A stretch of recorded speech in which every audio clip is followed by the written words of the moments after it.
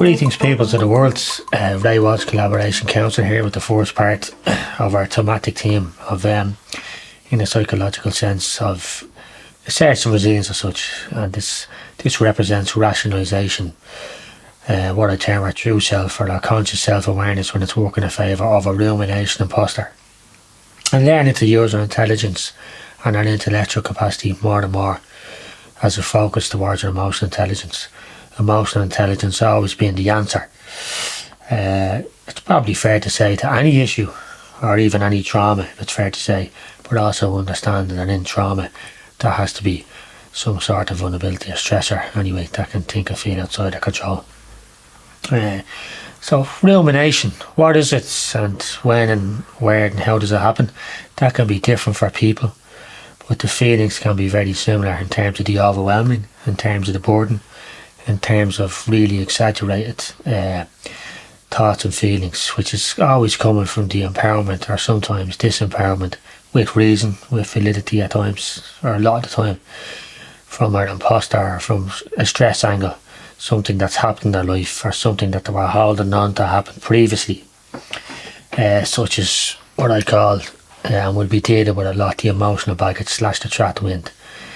There can be a real emotional release or relief or breathing, anti-suffocation through the therapeutic process, where people start to really learn about themselves, particularly the what if, why, imposter, self-doubt questions.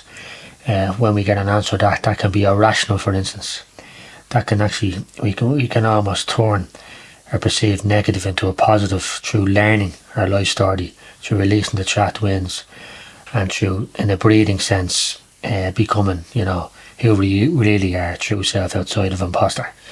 So it's important to identify, know and consciously become self-aware and understand the angles through the therapeutic process or psychotherapeutic process and bring it with you.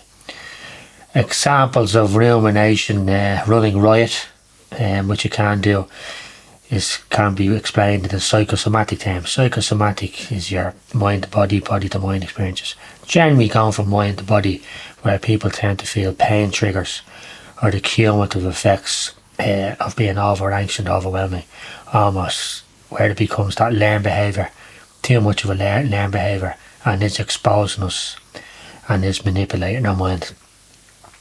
Probably the most popular one of that is the anxiety people feel in their stomach, where it becomes almost a consistent behaviour to feel that anxiety in your stomach, but can also relate to back pains, ED, erectile dysfunction, which can be very debilitating for males, obviously. In that case, there is other forms of dysfunction in a hormonal sense for females, certainly that comes into the equation there. But also, in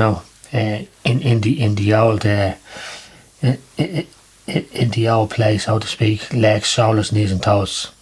But the stomach is probably the most, or back even, is probably the most psychosomatic area in that regard. When rumination runs riot, the answer to that, in a conscious self-awareness sense, is your rationale. When we understand through our life story or exploration exactly where that's coming from, we're solution focusing already, we're being rational, we're offering ourselves solutions. So our language automatically changes and empowers us and becomes more resilient. Our language, which is going to represent how we're thinking, and almost automatically, whether we like or not really, that's going to go from your unconscious to your conscious. Your conscious is lying dormant most of the time, but when it awakens, in the old Sigmund Freud sense as such, to use a bit of plagiarism, that has the language you're feeding yourself, representing your thinking in your unconscious, is going to, at some stage, going to your conscious. And that's your self-awareness. That's your conscious self-awareness when your language is practical, positive, empowering, fair, resilient, objective. The opposite is your rumination, which in a thinking and feeling sense, sent from your language, causes the imposter, causes the exaggerated thoughts and feelings, causes the spiralling. This is your cumulative effects either way. Your cumulative effects in the positive equals your rationalisation, your cumulative effects in the negative equals your rumination.